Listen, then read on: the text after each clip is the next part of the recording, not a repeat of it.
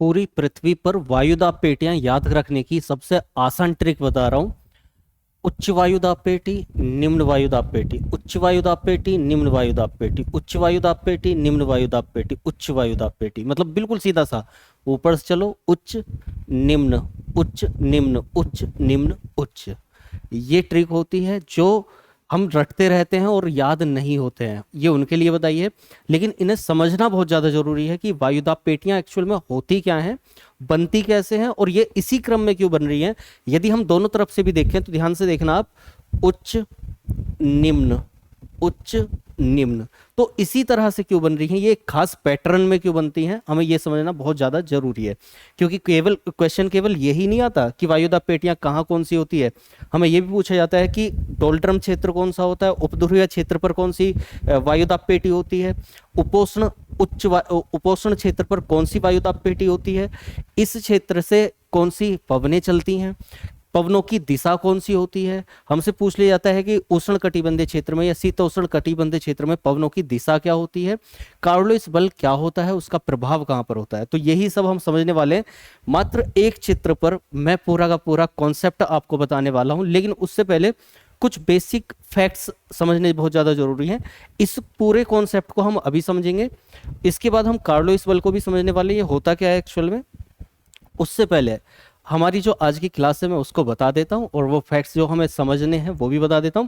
आज की क्लास है हमारी वायुमंडलीय दाब क्या होता है, पवनें क्या होती हैं। अब क्योंकि क्लास थोड़ी बड़ी हो जाएगी तो पवनों के प्रकार, कि पवन के अलग अलग प्रकार क्या हैं, स्थायी पवनें क्या हैं, व्यापारिक पवन क्या है, अश्व अक्षांश क्या है, किस तरह की पवन होती हैं, वो सब, स्थानीय पवनें, ये सामयिक पवनें, इन्हें हम नेक्स्ट क्लास में करेंगे, पवनों के प्रकार को। आज हम पवन और वायुमंडलीय दाब को समझते हैं। इससे पहले की क्लास में हमने वायुमंडल को समझा था, वायुमंडल क्या होता है। उससे पहले की क्लास में हमने चट्टानों को और किस तरह से ज्वालामुखी होते हैं, भूकंप होते हैं, मतलब कुल मिलाकर आप ज्योग्राफी की प्लेलिस्ट में जाइए, यदि अभी तक आपने नहीं देखी प्लेलिस्ट, उसमें सारी क्लासेज क्रमबद्ध तरीके से समझाई हुई हैं, लेकर ब्रह्मांड से और अभी तक की क्लास है। मतलब सारी की सारी ज्योग्राफी एक क्रमबद्ध तरीके में चल रही है, सीक्वेंस में, प्रॉपर सीक्वेंस में उसको समझिए, जिससे कि आगे की चीजें, पूरी ज्योग्राफी अच्छे से तैयार हो जाए। और आगे क्योंकि ऑब्जेक्टिव टाइप भी करने वाले हैं, ये मैं हर क्लास में बोल देता हूं, तो आप सारथी से यदि अभी तक नहीं जुड़े हैं तो इन कॉन्सेप्ट के साथ बाकी चीजों को समझने के लिए सारथी से जुड़ जाइएगा। चलिए समझते हैं। देखो, हमने लास्ट क्लास में समझा था कि वायुमंडल क्या होता है।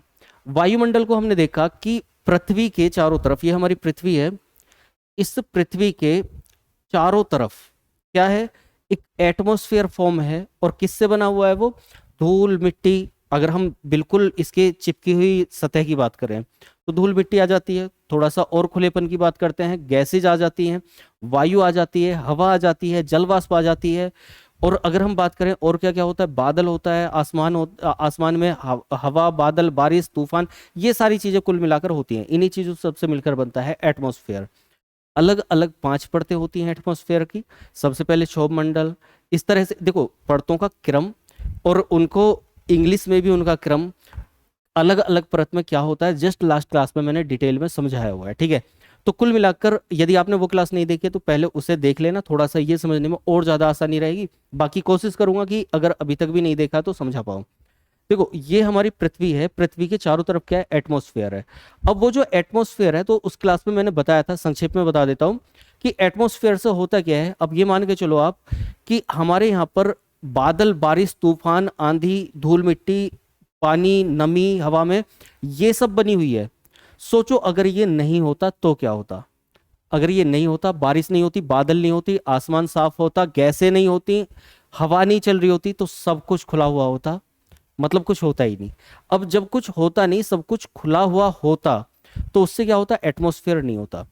अब ये सोच के चलो, अभी आपके चारों तरफ हवा नहीं चल रही है, आप शांति में एक घर में बैठे हुए हो या फिर कहीं पर बैठे हुए हो, आंगन में बैठे हुए हो। उसके बाद में आप बाहर निकलते हैं और अचानक से आपको आंधी का सामना करना पड़ जाता है, आंधी का नहीं, आंधी का, ठीक है, मतलब तूफान का सामना करना पड़ जाता है, या ये मान लो कि तेज हवा का सामना करना पड़ जाता है। अब क्या होगा, मान लिया आप स्कूटी से जा रहे हो या बाइक से जा रहे हो, तो उससे क्या होगा, वो हवा आपकी स्कूटी को, बाइक को लहरा देगी। इसको पैदल जा रहे हो तो आपके कपड़ों को लहरा देगी, आपके बालों को लहरा देगी, यदि हैं तो, ठीक है। तो इसका मतलब क्या है, वो एक आपके ऊपर फोर्स लगा रही है ना। मतलब हवा ने एक फोर्स लगाया। अब जब हवा की हमने स्पीड देखी तो उस स्पीड की वजह से एक फोर्स लगा।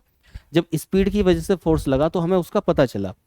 तो इसका मतलब ये है कि जब हवा हल्की हल्की चल रही होगी तब भी एक फोर्स फॉर्म हो रहा होगा, एक बल लग रहा होगा। और जितनी भी गैसें हैं, जितना भी ये हमारे ऊपर जो बादल वगैरह हैं, ये भी हमारे ऊपर कुछ ना कुछ तो इफेक्ट डाल रहे होंगे। तो कुल मिलाकर क्या है, जो ये वायुमंडल की परतें हैं, 5 परतें, जिसको हम जानते हैं किसके नाम से, stratosphere, troposphere, mesosphere, exosphere, ionosphere, इन नाम से।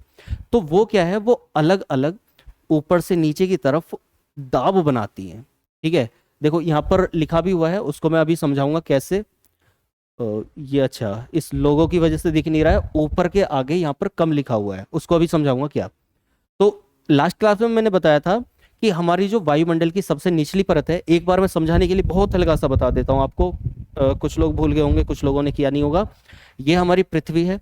इस पृथ्वी के ऊपर ये क्षोभ मंडल है, ये समताप मंडल है, ये मध्य मंडल है, ये आयन मंडल है, और ये एक्सोस्फीयर है, बाह्य मंडल है। यहाँ हमारी सारी, मैंने बताया था कि भारी गैसेज होती हैं।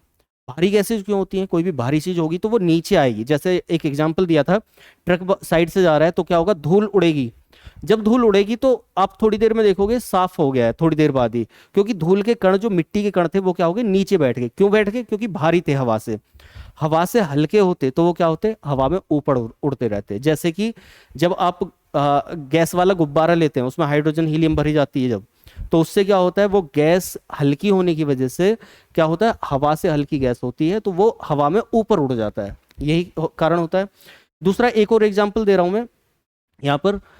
आपने देखा होगा, कुछ मूवीज में देखा होगा, या फिर आप कहीं घूमने गए होंगे हिल स्टेशन वगैरह पर, तो वहां पर देखा होगा एक बहुत बड़ा सा बैलून होता है, उसमें नीचे एक कंडी लगी होती है, उसमें मतलब एक टोकरी कह सकते हैं। उसमें क्या है, उसमें कुछ लोग, 2-4 लोग बैठे होते हैं।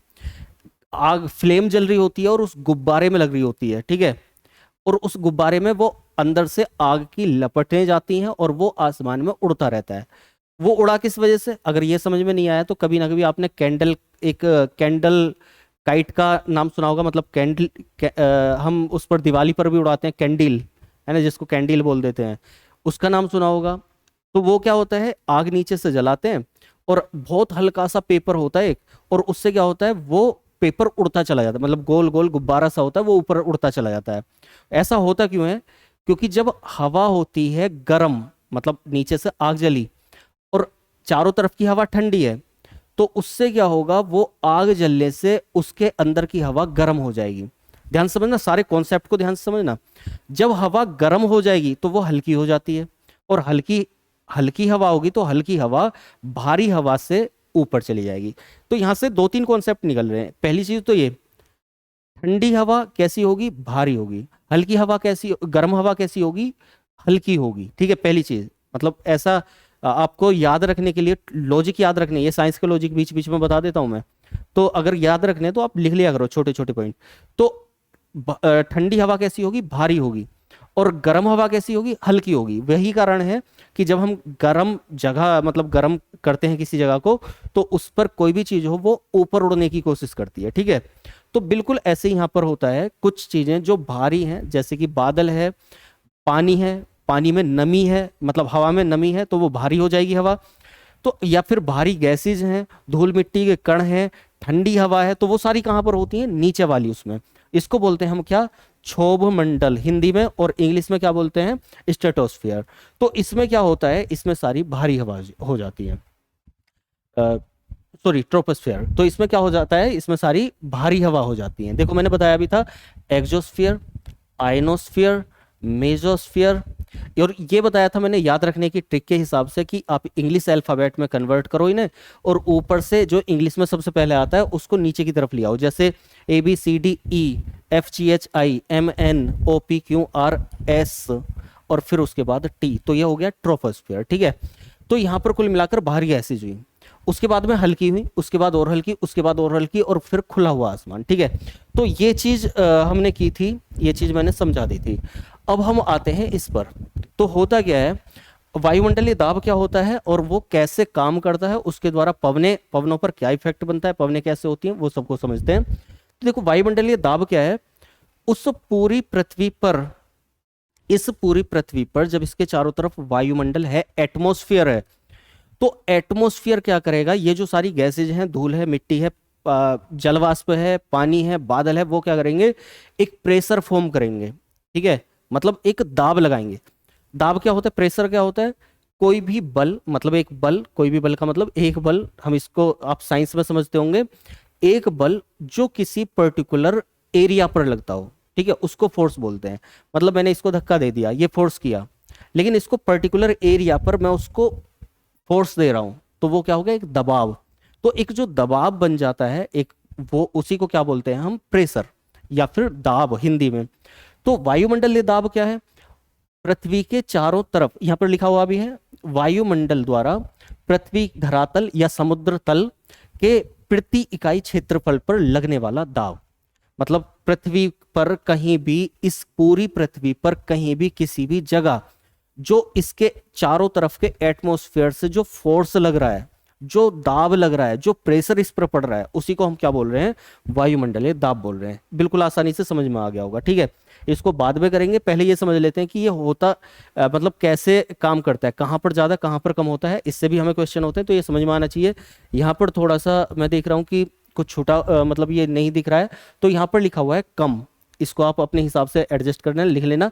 इसकी पीडीएफ में आपको ये पूरा लिखा हुआ मिलेगा, यदि आप एप्लीकेशन पर जाकर देखेंगे इस क्लास को, तो वहां पर आपको पीडीएफ मिलेगी और उस पीडीएफ में ये पूरा लिखा हुआ मिलेगा। ठीक है, तो यहाँ पर सतह से जब हम क्या करते हैं, सतह से ऊपर चलते हैं, सतह किसको बोलते हैं, ये वाली चीज को। ठीक है, जहां पर हम हैं अर्थ पर, पृथ्वी पर, उससे ऊपर की तरफ कहीं भी चलेंगे हम, ऊपर की तरफ का मतलब ऐसा नहीं है कि हम यहाँ से, अभी हम कहाँ पर है, इंडिया यहाँ पर है, तो सॉरी, इंडिया यहाँ पर है और यहाँ से हम ऊपर की तरफ चल गए तो ऐसे यहाँ पर आ गए, ऐसे नहीं, ये इंडिया यहाँ पर है और हम यहाँ से ऐसे चलते हैं, इससे बाहर की तरफ चलते हैं। तो सब इसके धरातल से ऊपर की तरफ यदि जाते हैं, जितना ऊपर जाएंगे तो ये प्रेशर क्या हो जाता है, ये प्रेशर कम हो जाता है, और जितना इसके पास आएंगे, धरातल के पास आते चले जाएंगे, वो क्या हो जाता है, प्रेशर ज्यादा हो जाता है। ठीक है, इस चीज को ध्यान रखना है। दूसरी चीज एक और ध्यान रखनी है, यहाँ पर प्रेशर क्या होगा, इसके यहाँ पर चलेंगे तो प्रेशर अलग अलग फॉर्मेशन में आएगा। मतलब जैसे यहाँ पर ये पोल्स हैं हमारे, नॉर्थ पोल साउथ पोल, यहाँ पर बीच में क्या है, भूमध्य रेखा, विषुवत रेखा, इक्वेटर है।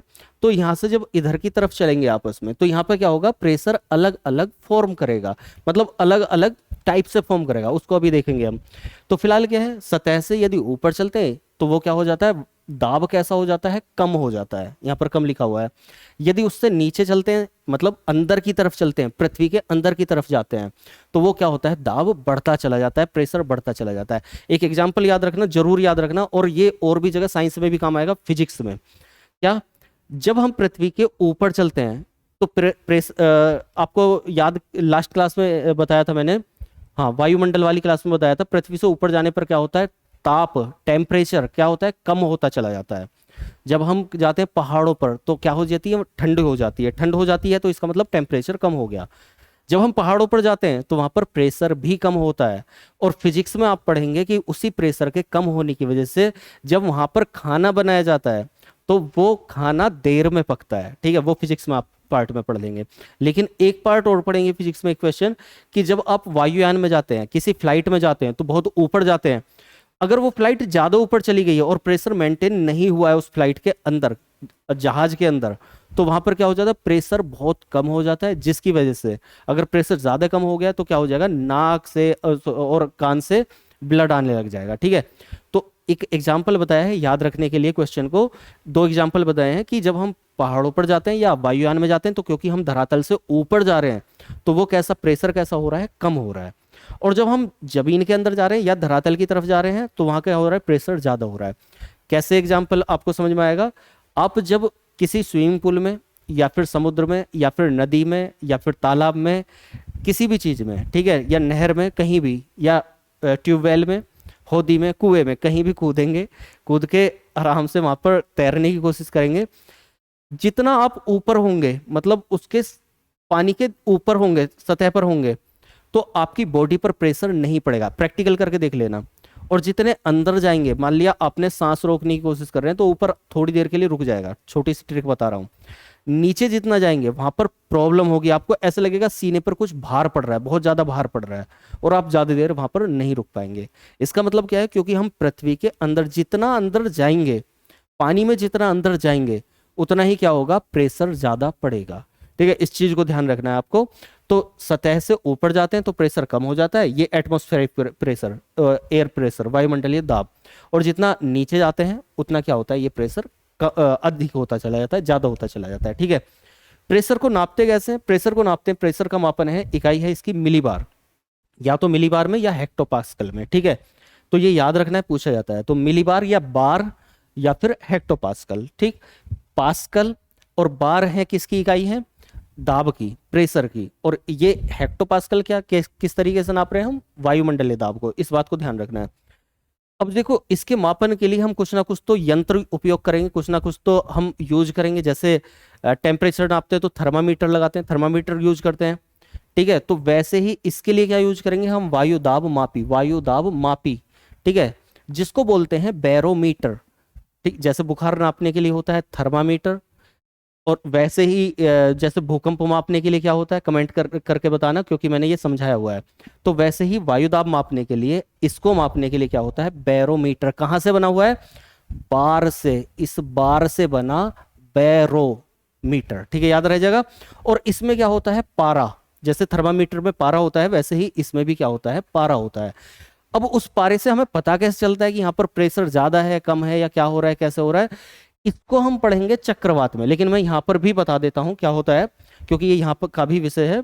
तो जब बैरोमीटर में पारा बहुत तेजी से गिरता है, पारा एक साथ गिर गया, बैरोमीटर हमने रखा हुआ है देखने के लिए, अब हमने उसमें देखा कि पारा एक साथ अचानक से नीचे गिर गया, तो मौसम विभाग को कैसे पता चलता है कि भाई कहीं पर तूफान आने वाला है। मौसम विभाग कैसे बता देता है कि परसों को बारिश होगी, पहली चेतावनी दे देता है कि आंधी आने वाली है। तो वो देखता है कि बैरोमीटर में पारा अचानक से गिर गया, तो वो एक अलर्ट जारी कर देता है कि अब क्या होने वाला है, तूफान आने वाला है, आंधी तूफान आने वाला है, या चक्रवात आने वाला है। ठीक है, क्योंकि हमें पता चल रहा है बैरोमीटर में।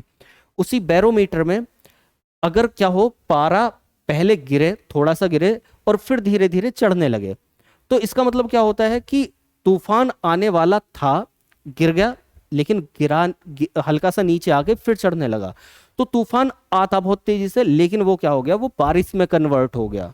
और जब बारिश आती है तो मौसम धीरे धीरे उसके बाद खुल जाता है। ये आपको मौसम में बताऊंगा, आगे चल के मौसम की क्लास होगी, उसमें डिटेल में समझाऊंगा। तो फिलहाल के लिए तो ये याद रखना है, पारा तेजी से गिरा तो क्या होगा, आंधी तूफान या चक्रवात आने की संभावना होगी। चक्रवात का मतलब ये आंधी तूफान आ रहे हैं। ठीक है, और पारा पहले गिरा और फिर धीरे धीरे चढ़ा, तो उसका मतलब क्या है, वर्षा आने वाली है। पूछे जाते हैं, ये बहुत इंपॉर्टेंट है, ध्यान रखना है। और पारा अगर लगातार चढ़ रहा है, गिर नहीं रहा है, तो इसका मतलब क्या है, मौसम साफ होता जा रहा है हमारा।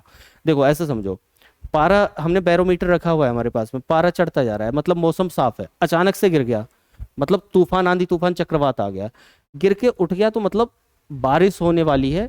और उसके बाद मौसम धीरे धीरे चढ़ता रहेगा, तो मौसम साफ हो जाएगा। ठीक है, इस चीज को ध्यान रखना है। अब इसी के साथ दूसरी चीज आती है, दोनों एक दूसरे से रिलेट करती हैं। अभी इसी क्लास में समझ में आ जाएगा ये रिलेट कैसे करती हैं, और अगली क्लास में इनका टाइप समझ में आ जाएगा। ठीक है, तो रिलेट कैसे करेंगे वो तो हम बाद में देखेंगे। पवने, पवने होती क्या है, क्षैतिज रूप से गतिशील हवा। इस कॉन्सेप्ट को ध्यान रखना है जरूर, ये वाले दोनों लाइन को अभी समझाऊंगा वो कैसे।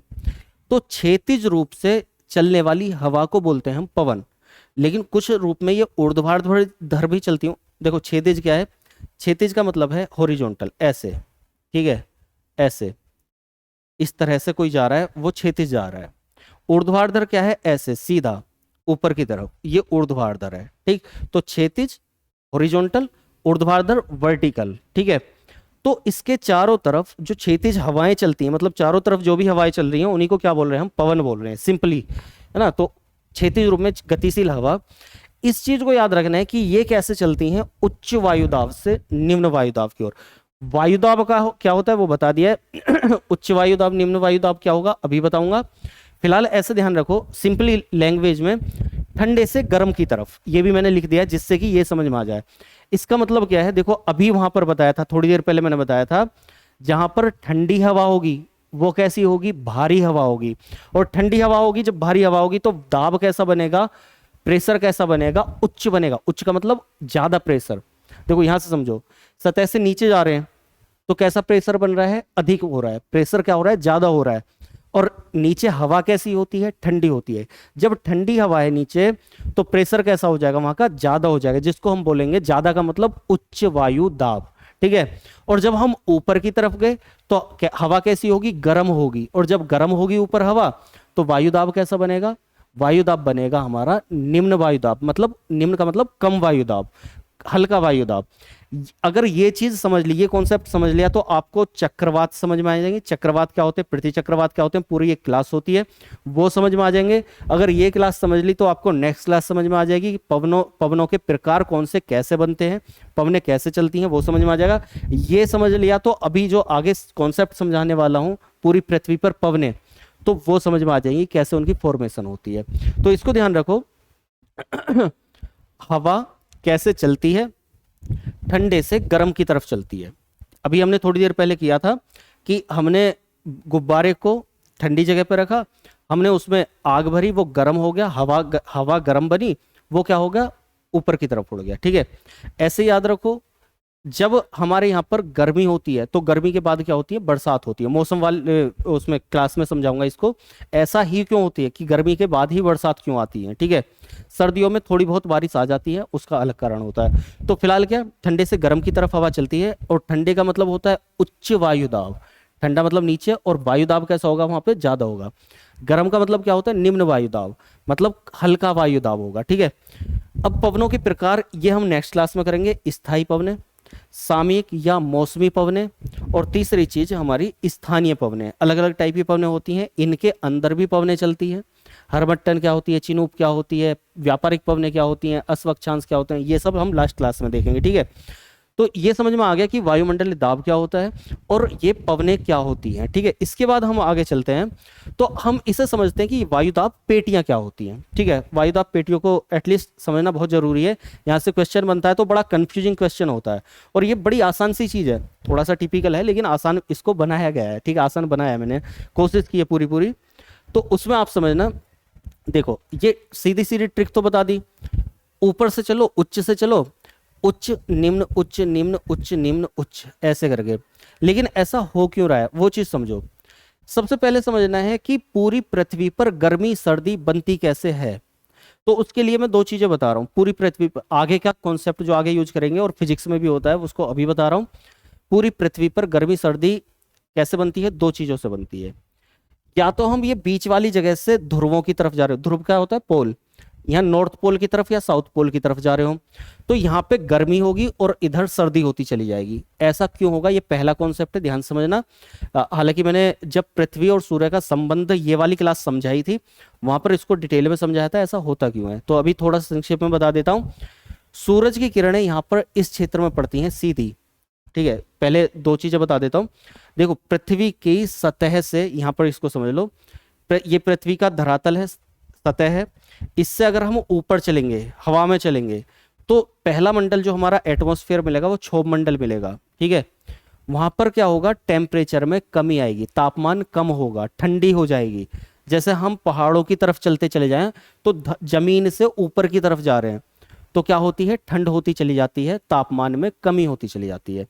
तो गर्मी और सर्दी कैसे बनी, पृथ्वी पर गर्मी और पृथ्वी के ऊपर, केवल क्षोभ मंडल में बता रहा हूं, आगे मत चले जाना, नहीं तो -100 में भी टेम्परेचर होता है और +100 तक भी पहुंचता है टेम्परेचर, वो वायुमंडल में समझाया हुआ है।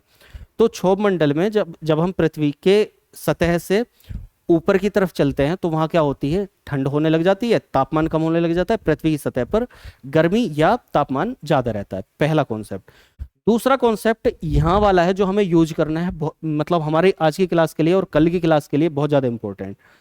दूसरा कॉन्सेप्ट है ये, एक तरफ तो हमने कहा पृथ्वी की सतह से ऊपर की तरफ, ठीक है, ऊपर की तरफ, ऊपर।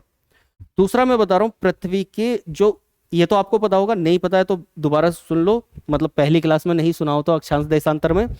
ये होती है हमारी 0 डिग्री लाइन।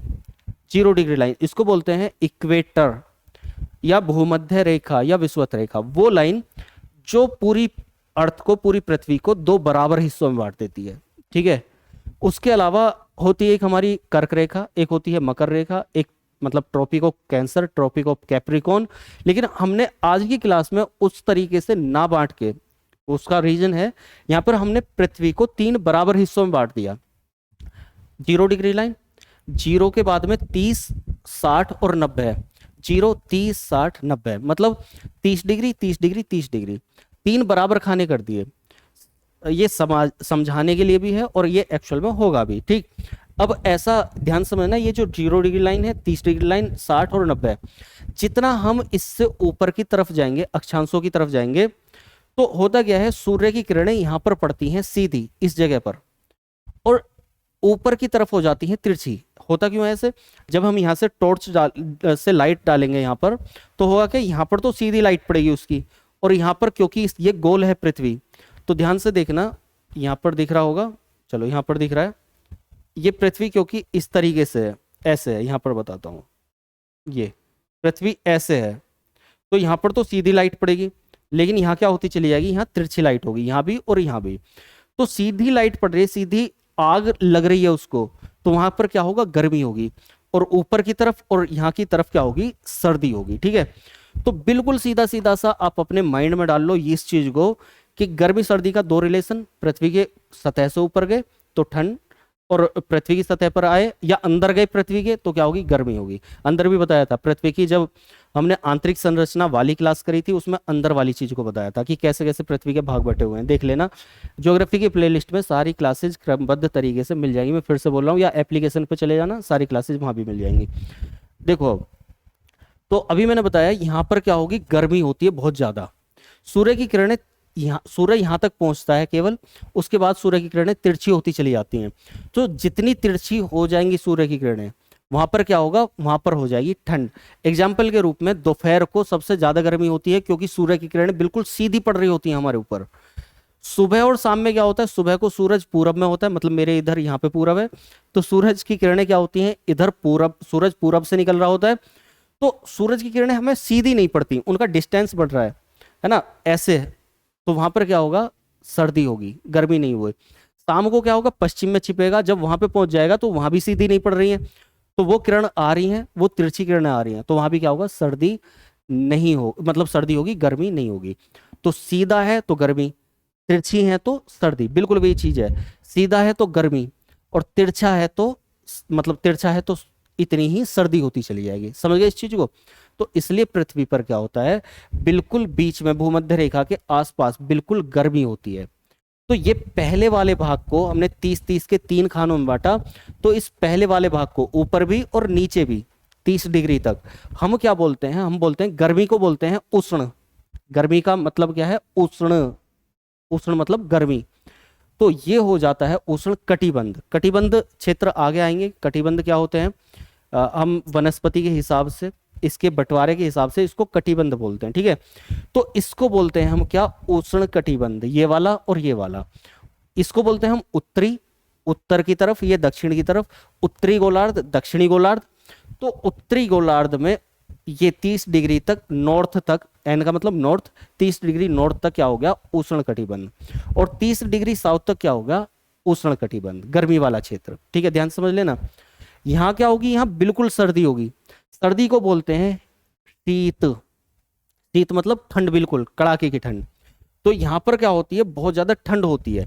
ये नॉर्थ पोल है, उत्तरी ध्रुव है, उत्तरी ध्रुव, नॉर्थ पोल 90 डिग्री पर, सीधा 90, देखो जीरो से ऐसे 90 डिग्री बन रहा है ना, वही जीरो से यहाँ से मानते हैं 30 डिग्री, जीरो से 60 डिग्री, जीरो से 90 डिग्री। वैसे ही जीरो से 90 डिग्री यहाँ पर दक्षिणी ध्रुव पर क्या होता है, बहुत ज्यादा ठंड होती है।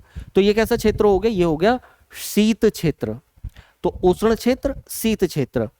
अब यहां पर बीच में क्या होगा, गर्मी सर्दी हल्की हल्की होगी, मतलब दोनों मिक्स होंगी। कैसे, उदाहरण के रूप में आप ऐसा समझो, जैसे कि जनवरी का महीना या दिसंबर का महीना हमारे लिए कैसा है, शीत है, शीत लहर चलती है, ठंड बिल्कुल कड़ाके की। और उसके बाद में हम मई जून का महीना लें तो वहां पर क्या होता है, बिल्कुल गर्मी होती है, घनघोर गर्मी। इसके बीच का लें, अगर मार्च वाला क्षेत्र लें, मार्च वाला टाइम लें, तो क्या होगा, गर्मी सर्दी का मिक्स होता है ना, बसंत। और वैसे ही कब होता है, सितंबर के महीने में गर्मी सर्दी का मिक्स, ना गर्मी ना सर्दी, पैर निकालोगे कंबल से, मतलब चादर से, तो वहां पर ठंड लगने लग जाएगी।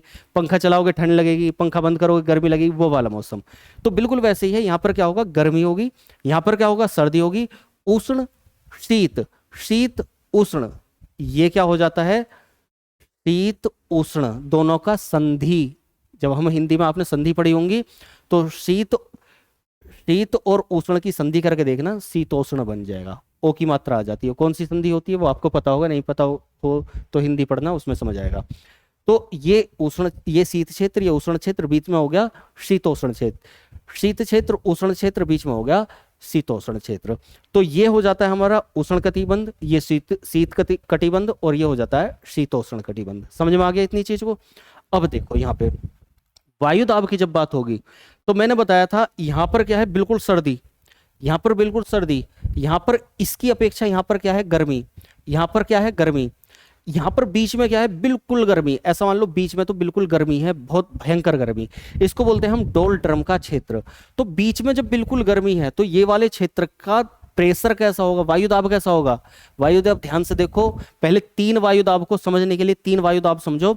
जब बिल्कुल गर्मी है तो वायु दाब कैसा हुआ डोल ड्रम क्षेत्र में, निम्न वायु दाब। समझ में आ गया, बिल्कुल आसान है। गर्म है तो निम्न वायु दाब। यहां पर बिल्कुल ठंड है, बिल्कुल ठंड है इस वाले क्षेत्र में, यहां वाले क्षेत्र में, तो कैसा हो गया, उच्च वायु दाब। मैंने क्योंकि बताया था गर्म का मतलब हल्का वायु दाब हो जाएगा, निम्न का मतलब छोटा हल्का, और उच्च का मतलब ज्यादा, तो ठंड का मतलब हो जाएगा उच्च। समझ में आ गया। तो निम्न हो गया, उच्च हो गया। अब सोच के देखो यहां पर निम्न कैसे हुआ। आप तो कहोगे कि यहां भी तो ठंड है, लेकिन इस क्षेत्र को ध्यान से देख लेना, क्योंकि जब तक क्षेत्र नहीं करोगे क्वेश्चन आएगा, फंस जाओगे। उपध्रुवीय क्षेत्र आ गया तो ढूंढते रह जाओगे उपध्रुवीय क्या है।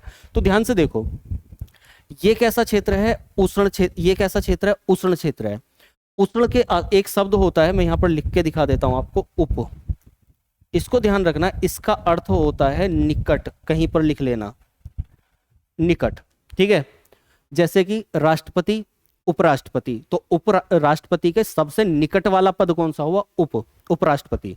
प्रधानमंत्री, उप प्रधानमंत्री, राज्यपाल, उपराज्यपाल, ठीक है, अध्यक्ष, उपाध्यक्ष। तो उप का अर्थ क्या होता है, निकट वाला, जो सबसे निकट हो और पास हो, छोटा हो, ठीक। ध्यान से समझना इस चीज को। तो जब ये ध्यान से देखो आप, ये ध्रुव वाला क्षेत्र है, ये ध्रुव वाला क्षेत्र है, तो इसके पास वाला क्षेत्र कैसा होगा, उपध्रुवीय। ये ध्रुवीय क्षेत्र है। ये केवल जो ये वाले कलर से लिखा हुआ है उस पर ध्यान देना, ये पहले वाले वायु दाब तो मैंने बता दिया, अलग अभी करेंगे। तो ये ध्रुवीय क्षेत्र है, तो ये कैसा हुआ, ये क्षेत्र हुआ उपध्रुवीय। इसकी बात कर रहा हूं मैं 60 डिग्री के आसपास। देखो ये पूरा पूरा, ये वाला क्षेत्र कैसा है, शीत, ये वाला है शीतोष्ण, ये वाला पूरा पूरा क्षेत्र कैसा है, उष्ण। मैं इस लाइन के आसपास की बात कर रहा हूं, 60 डिग्री के आसपास। जब ये इससे इसमें चेंज होगा, तो ये कैसा हुआ, ध्रुवीय क्षेत्र। तो इसके पास वाला कैसा हो गया, उपध्रुवीय, ध्रुव के निकट वाला, ठीक है। ये कैसा क्षेत्र था हमारा, उष्ण, उष्ण। तो इसके निकट वाला कैसा हो गया, उपोष्ण, उप उष्ण, संधि करेंगे तो उपोष्ण बन जाएगा, ठीक है। समझ गए इस चीज को। सॉरी। तो ये क्या हो जाता है, ध्रुवीय क्षेत्र, उपध्रुवीय क्षेत्र, उष्ण क्षेत्र, उपोष्ण क्षेत्र। ये उष्ण क्षेत्र है हमारा, उपोष्ण क्षेत्र, ध्रुवीय क्षेत्र, उपध्रुवीय क्षेत्र। बिल्कुल आसान चीज है। अब देखो हमने तीन वायुदाब पेटियां देखी। एक कौन सी वायुदाब पेटी, एक देखी हमने ये बीच वाली। वायुदाब कैसा होगा, गर्म है तो निम्न वायुदाब, ये ठंडा है तो कैसा हो गया, उच्च वायुदाब। समझ गए इस चीज को। अब इसके आगे हम देखेंगे, जब ये बिल्कुल ठंडी वाली चीज है, ठंडी वाली जगह है, ध्रुव है तो बिल्कुल ठंडा है, ध्रुव के पास वाला क्षेत्र इसकी अपेक्षा कैसा होगा, इसके कंपैरिजन में। वहां से कंपेयर नहीं कर रहे हम, यहां से कंपेयर करेंगे इसको। ध्यान समझना, यहां से उष्ण से कंपेयर करेंगे हम उपोष्ण को, ध्रुव से कंपेयर करेंगे उपध्रुव को, क्योंकि उसके पास वाला है। तो यहां पर जब बिल्कुल ठंड वाला है, तो यहां पर कैसा होगा, उससे ज्यादा गर्म होगा। यहां पर इससे ज्यादा तो गर्म होगा ही। तो यहां पर ठंड की वजह से क्या होगा, उच्च वायुदाब। और यहां पर क्योंकि इसकी अपेक्षा यहां पर थोड़ा गर्म है, तो यहां पर कैसा बन गया, ये निम्न वायुदाब। समझ गए इस चीज को। जब यहां पर बिल्कुल गर्म है तो यहां निम्न वायुदाब हुआ। जब इसकी अपेक्षा यहां पर थोड़ा ठंडा है, क्योंकि इधर की तरफ ठंड बढ़ेगी, तो इसकी अपेक्षा यहां पर, यहां उष्ण है तो यहां उपोष्ण है, तो इसकी अपेक्षा ये कैसा हो जाएगा, उच्च वायुदाब। ये गर्म ये ठंडा, ये गर्म ये ठंडा, तो यहाँ कैसा हो जाएगा, निम्न, और ये उच्च। ये ठंडा, बहुत ज्यादा ठंडा, और ये इसकी अपेक्षा ये थोड़ा गर्म, तो यहाँ कैसा हो जाएगा, निम्न। अब समझ गए ऐसा क्यों हुआ। तो ये तो मैंने ये समझाया कि ऐसा हुआ क्यों। अब आपको थोड़ा बहुत कंफ्यूजन हो या फिर पेपर में एक साथ करना हो तो सीधा सीधा याद रखना, ये निम्न वायुदाब, उसके बराबर में उच्च वायुदाब, और ये निम्न वायुदाब उसके बराबर में उच्च वायुदाब, ये उच्च वायुदाब उसके बराबर में निम्न वायुदाब। ठीक है, ऐसे भी याद रख सकते हो या फिर सिंपली याद रख सकते हो आप किधर से भी, उच्च निम्न उच्च निम्न उच्च निम्न उच्च, उच्च निम्न उच्च निम्न उच्च निम्न उच्च, इतना तो कर सकते हो। उच्च से चले, क्षेत्र को ध्यान रखना है, कौन सा ध्रुवीय है कौन सा उपध्रुवीय है, कौन सा ध्रुवीय उच्च उपध्रुवीय है, उष्ण उपोष्ण, डोल ड्रम का क्षेत्र। अब देखो पवनों के प्रकार में हम पवनों को देखेंगे कि यहाँ से हवा कैसे चलती है। जैसे यहाँ पर गर्म हवा चलेंगी, ठीक है, बस इसकी स्थिति को हम समझ लेते हैं एक बार। पवनों के प्रकार को हम नेक्स्ट क्लास में समझेंगे, मैं फिर से बोल रहा हूं, इसकी स्थिति को समझ लेते हैं कि ये इनका मोड़ तोड़ कैसे है। ठीक है, कुछ हवाएं होंगी जो ऊपर की तरफ चलेंगी, कुछ हवाएं होंगी जो इधर की तरफ चलेंगी, वो हम बाद में देखेंगे। कुछ हवाएं होंगी जो पूर्व की तरफ चलेंगी, कुछ हवाएं होंगी जो पश्चिम की तरफ चलेंगी। लेकिन एक बात को ध्यान रखना है, इस चित्र के बिना बिल्कुल भी नहीं समझ पाएंगे पवनों को, तो ये चित्र को तो वहां पे भी समझना है। तो अब देखो यहां पर केवल इतना समझते हैं कि पवन किधर से किधर चलती है, हवा किधर से किधर चलती है। अपने आप में अपने मन में आंसर करो वीडियो रोक के कि हवा कहां से कहां चलती है। अभी हमने करा था कहां से चलेगी, ठंडे से गर्म की तरफ चलेगी, यही तो करा था हमने लास्ट। उसमें देखो हवा कहां से चल रही है, ठंडे से गर्म की तरफ, उच्च वायुदाब से निम्न वायुदाब की तरफ। समझ में आ गया। अब यहां पर आ जाओ, अगर मैं ये कहूं, क्वेश्चन आ जाए आपको कि उष्ण कटिबंधीय क्षेत्र में पवनों की दिशा होती है, कहां पर होती है, तो कहां होगी, उपोष्ण क्षेत्र से उष्ण की तरफ, उपोष्ण क्षेत्र से और डोलड्रम की तरफ, या फिर उपोष्ण क्षेत्र से भूमध्य रेखा की तरफ। अब बस आप इतना सा लॉजिक याद रखो, हमेशा ठंडे से गर्म की तरफ चलना है। ठीक है, देखो हवा को ठंडे से गर्म की तरफ, इधर से इधर, तीर का निशान देखना, एक तो तीर लगा रहा हूं मैं ऐसे और एक तीर लगा रहा हूं ऐसे। ठीक है, तो ये क्या हो गया, इधर से इधर की नीचे की तरफ, और ये क्या होगा, नीचे से ऊपर की तरफ। बस इसको ध्यान रखना।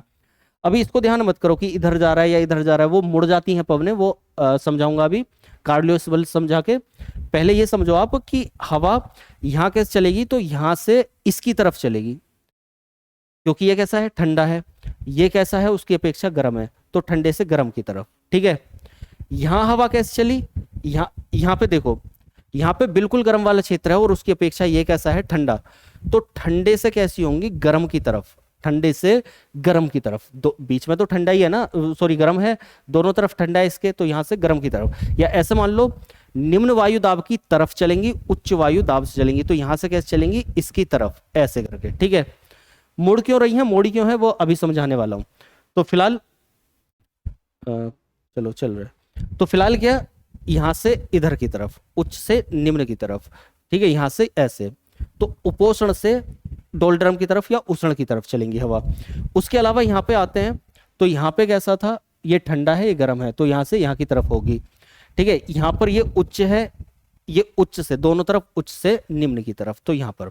तो एक चीज को ध्यान रखना है, भूमध्य रेखा की तरफ हमेशा तरफ चलेंगी हवाएं, ध्रुवों से हमेशा देख लो, दोनों ध्रुव के हमेशा दूर जाएंगी। केवल लॉजिक याद रखो, अपने हिसाब से चित्र एक बार बना के देखना, आपको खुद से क्लियर हो जाएगा लॉजिक जो मैंने बताया है। तो पवनों की दिशा ध्रुव से उपध्रुव की तरफ, उपोष्ण से किसकी, भूमध्य रेखा की तरफ, उपोष्ण से दूर जाती हैं और ध्रुवों से दूर जाती हैं, केवल भूमध्य रेखा के पास आती हैं, ऐसा समझ लो ध्यान से, उपध्रुवीय की तरफ आती हैं।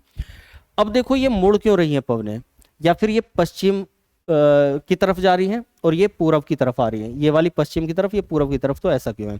तो पहले एक बल को समझो आप, ये कोरियोलिस बल। लगातार बोलने से मुझे प्रॉब्लम हो जाती है थोड़ी सी, सॉरी। तो कोरियोलिस बल और उसका इफेक्ट क्या होगा, इस चीज को समझ लें आप पहले। तो देखो कोरियोलिस बल क्या है, एक विक्षेपक बल जिसके कारण पवनें, पहली बात विक्षेपक किसको बोलते हैं, विक्षेप बोलते हैं जो अपनी स्थिति से किसी चीज को विक्षेपित कर दे, मतलब हटा दे। तो हटाने वाला या किसी की दिशा को मोड़ देने वाला। जैसे कि आप एक रास्ते पर जा रहे हैं, ठीक है, उस रास्ते पर एक टिक्की का ठेला आपको साइड में लगा हुआ मिला, उस पर बड़ी अच्छी खुशबू आ रही है, आप उधर की तरफ मुड़ गए, तो वो बल जिसने आपको खींच लिया। तो कुल मिलाकर आप कहीं जा रहे हैं और आपको किसी वजह से किसी दिशा में इधर उधर विक्षेपित हो गए, जो आपका टारगेट था उससे थोड़ा सा मूव हो गए, तो उसको बोलते हैं विक्षेपित बल। ठीक है, तो ये एक विक्षेपक बल, जिसके कारण पवनें क्या होती हैं, पवनों पर प्रभाव होता है क्या, कि उत्तरी गोलार्ध में दाईं ओर मुड़ जाती हैं। क्वेश्चन है बहुत इंपॉर्टेंट, बहुत इंपॉर्टेंट क्वेश्चन है, ध्यान रखना। पवनों की दिशा उत्तरी गोलार्ध में दाईं ओर मुड़ जाती हैं, ऐसे अभी दिखाऊंगा, और दक्षिणी गोलार्ध में बाईं ओर ऐसे मुड़ जाती है। उत्तरी गोलार्ध में दाईं ओर उनको जाना है ऐसे, लेकिन हो जाती हैं ऐसे।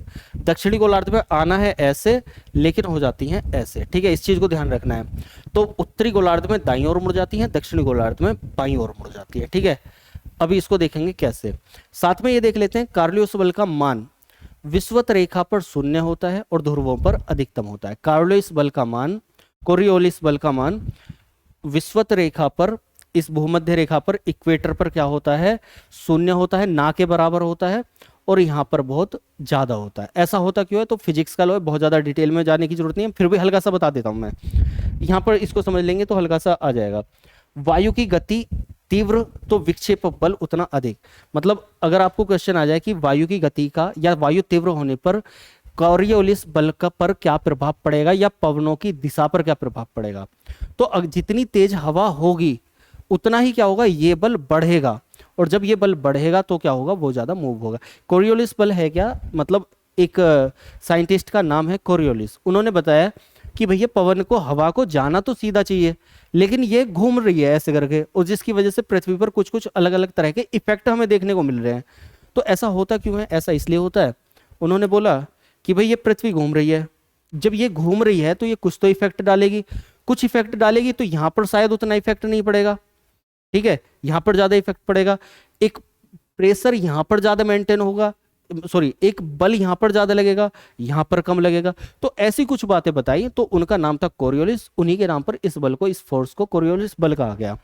ठीक है, अब ये ऐसा है कि विषुवत रेखा और ध्रुवों पर अधिकतम क्यों, तो वो देखो, मैंने एक घूर्णन वाली क्लास देख लेना आप, घूर्णन परिक्रमण मतलब पृथ्वी की गति, इस क्लास को देख लेना, उसमें समझाया हुआ है कि जब ये कोई पिंड मूव करता है, ये पृथ्वी मूव करती है, तो गति इस पृथ्वी पर भी यहां पर सर्वाधिक होती है और यहां पर न्यूनतम होती है। कैसे, इसको इतना सारा घेरा चल के जाना है, मतलब घूर्णन का मतलब ये धुरी पर घूमना, इसको इतना सारा घेरा चल के जाना है, और इसको कुछ नहीं करना है, इसको यहां पर अटके रहना है और यहीं पर ही घूमना है। ठीक है, मान लिया थोड़ी देर के लिए एक एग्जांपल लो, एक कोई कण है, ये चीज है, इसको मैं यहीं पे ही घुमाऊं, मतलब यहीं इसी पॉइंट पर रोके रखूं, ठीक, और एक इस चीज को मैं ऐसे करके लाऊं, तो इसको बराबर, दोनों बराबर टाइम पर आ जाएं, एक को मैं इतना लाया और एक को मैं इतना लाया, दोनों बराबर टाइम पर आ जाएं, तो जो दूर वाला है वो क्या करेगा, वो तेजी से घूमेगा, जो पास वाला है वो मतलब धीरे धीरे करके घूमेगा, अगर दोनों को बराबर टाइम पे आना है। तो इसके लिए क्या होता है, जो ध्रुवों पर होती है, यहाँ पर एक कॉन्सेप्ट, एक लॉजिक बता देता हूं मैं, यहाँ पर गति सर्वाधिक होती है पृथ्वी की, और यहाँ पर क्या होती है, न्यूनतम होती है। उसी का प्रभाव है कि जब गति सर्वाधिक है वायु की, तो विक्षेपक बल ज्यादा होगा, इसलिए ध्रुवों पर, सॉरी, गति, वायु की गति होने पर, लेकिन इसका मान क्या होगा, ध्रुवों पर अधिकतम होता है, क्योंकि वहां पर पृथ्वी की गति नहीं है। ठीक है, पृथ्वी की घूर्णन गति नहीं है, तो पृथ्वी की घूर्णन गति कहां पर है, भूमध्य रेखा पर, विषुवत रेखा पर, तो यहाँ पर क्या हो जाता है, ये कुल मिलाकर सीधा सीधा भी आप याद रख सकते हो, कोरियोलिस बल का मान विषुवत रेखा पर क्या होता है, शून्य होता है, और भूमध्य रेखा पर, सॉरी, ध्रुवों पर अधिकतम होता है। ठीक है, बहुत ज्यादा इंपॉर्टेंट नहीं है, लेकिन इसको ये पॉइंट याद रखना है कि इसका प्रभाव केवल वायु की दिशा पर पड़ता है, न कि वायु की गति पर। हवा जैसे चल रही है वो चलती रहेगी, वो कम ज्यादा नहीं होगी, लेकिन इसकी जो दिशा होगी वो कहीं ना कहीं विक्षेपित हो जाएगी, तो ये क्या है, एक विक्षेपक बल है। इस पॉइंट को आपको ध्यान रखना है। ठीक है, तो इस पॉइंट को सबसे ज्यादा याद रखना है कि उत्तरी गोलार्ध में दाईं ओर और दक्षिण गोलार्ध में बाईं ओर, सबसे ज्यादा इंपॉर्टेंट ये चीज है। ठीक है, अब देखो ध्यान से, उत्तरी गोलार्ध में कैसे मुड़ रही है पवनें, इसको जाना था, यहां पर मैं दूसरा कलर चलो है, इससे ले लेता हूं समझाने के लिए, इस वाली, इसको जाना था इधर की तरफ। ठीक है, ध्यान समझना, यहां से यहां की तरफ जाना था, ठीक है, तो यहाँ पर ये क्या हुआ, अपने दाई तरफ घूम गई, बताया था ना मैंने दाई तरफ, तो ये अपने दाई तरफ, दाई का नहीं पता हो तो राइट साइड, बाएं का मतलब लेफ्ट साइड, तो ये अपने दाएं साइड घूम गई। इसको आना था यहां से इधर की तरफ, ध्यान समझना, इसको इधर आना था, लेकिन ये क्या होगी, अपने फिर से जब नीचे आ रही है तो दाया कौन सा हुआ, नीचे का मतलब दाया हुआ, राइट साइड हुआ ये वाला, तो इधर घूम गई। जब ऊपर जा रही थी दाया कौन सा हुआ, ये वाला हुआ। तो एक बार मैं यहाँ पर इसको बना भी देता हूँ जिससे आपको याद रह जाए, ठीक है। तो यहाँ पर इसको ध्यान करना, दूसरा कलर ले लेते हैं जिससे ध्यान रहे। यहाँ पर इसको जाना था, इस पवन को ऐसे जाना था, ये आपको पता है, लेकिन वो इधर की तरफ मूव होगी, दाईं तरफ। इस पवन को आना था इधर की तरफ, लेकिन वो कहाँ मूव होगी, अपने राइट साइड में, ठीक है। इस पवन को जाना था इधर की तरफ, क्योंकि जा तो रही है यहाँ उच्च वायु दाब से निम्न वायु दाब की तरफ जा रही है, ठीक है। तो लेकिन वो मूव कहाँ पे होगी, अपनी लेफ्ट साइड में, बाईं तरफ। इस पवन को जाना था, यहाँ पर ले लेते हैं, इसको जाना था इधर की तरफ, इधर की तरफ, लेकिन वो मूव कहाँ होगी, अपने लेफ्ट साइड में, ठीक है।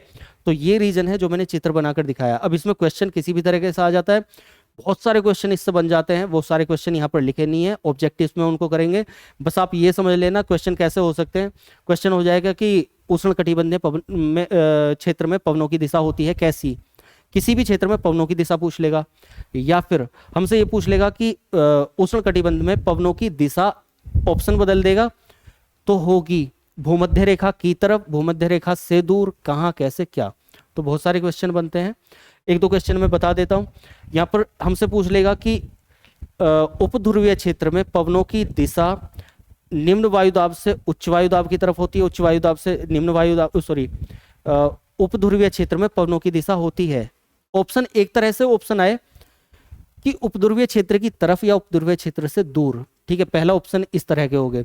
दूसरे ऑप्शन हुए ध्रुवीय क्षेत्र से उपध्रुवीय की तरफ, या उपोष्ण से ध्रुवीय की तरफ, या फिर उपध्रुवीय से दूर, या फिर उपोष्ण से, सॉरी, उपध्रुवीय से ध्रुवीय की तरफ, मतलब बदल के, या तो इधर से इधर, इधर से इधर। बोलने में थोड़ा सा देखो कंफ्यूजन होगा, ऐसे लगेगा कि जब हम लिखा हुआ भी देखेंगे ऐसे लगेगा सारे ऑप्शन एक से हैं, यहाँ से यहाँ, यहाँ से यहाँ, यहाँ से यहाँ, यहाँ से यहाँ।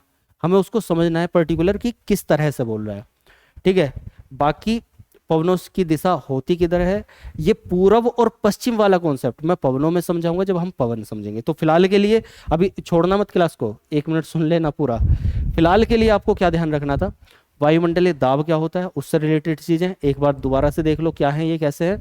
पवनों से रिलेटेड चीजें, पवनों के प्रकार को हम नेक्स्ट क्लास में करेंगे। उसके अलावा वायुमंडलीय दाब क्या के साथ ये पेटियां क्या होती हैं, कौन सी दाब पेटी कैसे होती है, उनमें पवनों की दिशा किस तरह से मूव करती है, हमारे कटिबंधीय क्षेत्र कौन से होते हैं, और उनमें पवनें किधर से किधर की तरफ जाती हैं, पूरा डिटेल में ये समझना ही चाहिए। उसके बाद में ये कोरियोलिस बल क्या होता है, इसको कैसे समझा जा सकता है। तो कुल मिलाकर ये क्लास बहुत टिपिकल है, जिसको मैंने पूरी पूरी पूरी कोशिश की है कि ये बिल्कुल आसान बन जाए। अगर ये आपको आसान लगी हो, या फिर आसान लगी हो तो वीडियो को लाइक कर देना, नहीं लगी हो तो एक बार दोबारा देखना और फिर लाइक करना, क्योंकि आसान बन जाएगी। मैं बोल रहा हूँ कि कहीं भी किसी भी बुक में इसको एक बार पढ़ के देखो, घूम जाएगा दिमाग, ठीक है, नहीं समझ में आएगा। तो कोशिश करें कि आसान तरीके से लॉजिकली समझे चीज़ों को, और उसके लिए सारथी से जुड़े होना जरूरी है, तो जुड़ जाइए, बाकी लोगों को भी जोड़िए, वीडियो को लाइक ज़रूर कीजिए क्योंकि उससे थोड़ा सा एल्गोरिदम बढ़ेगा। और नेक्स्ट क्लास के लिए तैयार रहिए। चलिए मिलते हैं अगली क्लास में पवनों के प्रकार के साथ, ठीक है। और कोई भी डाउट है तो एक बार कमेंट कीजिए, नहीं समझ में आया एक आधी बार आपको दोबारा देखना पड़ सकता है ऐसी क्लास को, थोड़े से जो मिसिंग पॉइंट एक दो हो सकते हैं वहां पे दोबारा आप देख लीजिएगा, वो क्लियर हो जाएगा, पक्की पक्की उम्मीद है। चलिए मिलते हैं अगली क्लास में, तब तक के लिए धन्यवाद, जय हिंद।